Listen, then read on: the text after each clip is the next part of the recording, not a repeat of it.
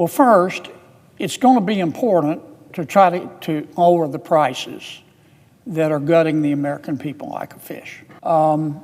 Inflation, President Biden's inflation was simply pernicious. I don't know of another word for it. It got to the point, I don't know about in your state, but in my state, people shouldn't have to sell blood plasma to be able to go to the grocery store. They shouldn't. And make no mistake, we all know this, those high prices were man-made.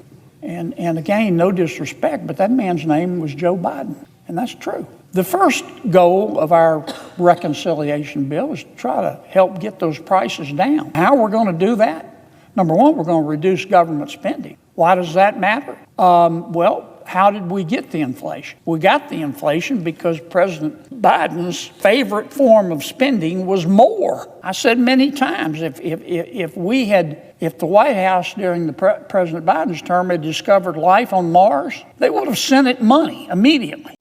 Hey everyone, welcome back to Hot News Today. If you care about your paycheck, your grocery bill, or the future of this economy, we need to talk. Senator John Kennedy just sounded the alarm.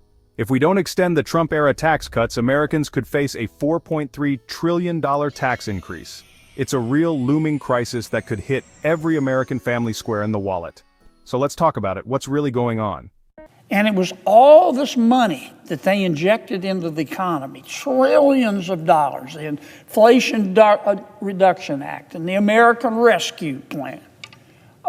They spent all this money, all this money that came into the economy, chasing too few goods, created demand, supply constant, and we had inflation. So we're going to try to get those prices down, we meaning this Congress, by reducing the government spending, which will reduce the stimulus to the economy, which if we do it right ought to lower interest rates. That's step one that we're going to try to achieve in reconciliation. The second part of reconciliation, we're going to continue to try to reduce the rules and regulations. All these rules and regulations have a price. And when you're adding $2 trillion in costs that fall on the backs of businesswomen and businessmen, to stay in business, they've got to pass the costs of all those rules and regulations on to the consumer. So if we can get rid of some of these rules and regulations, like we're going to continue to do in a few minutes when we vote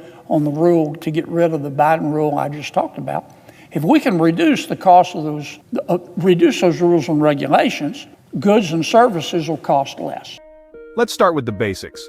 Reconciliation sounds complicated, but it's really not. It's just a fancy term for a budget bill. It's how Congress changes taxes, spending, or debt limits without needing 60 votes. Right now, reconciliation is our vehicle to bring down inflation and stop a $4.3 trillion tax hike. Imagine what that would mean for your paycheck or small business.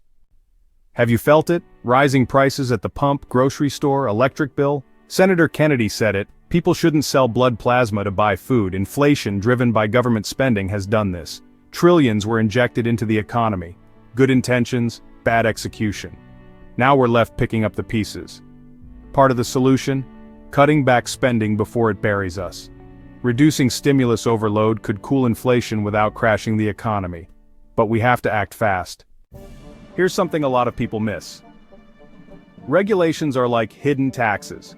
When businesses face billions in compliance costs, they pass it on to you. Higher prices, fewer jobs, more outsourcing. Cutting red tape helps small businesses thrive. Let's talk about the Trump-era Tax Cuts and Jobs Act of 2017. It lowered taxes by $4.3 trillion, and it worked. The economy soared, and household incomes jumped.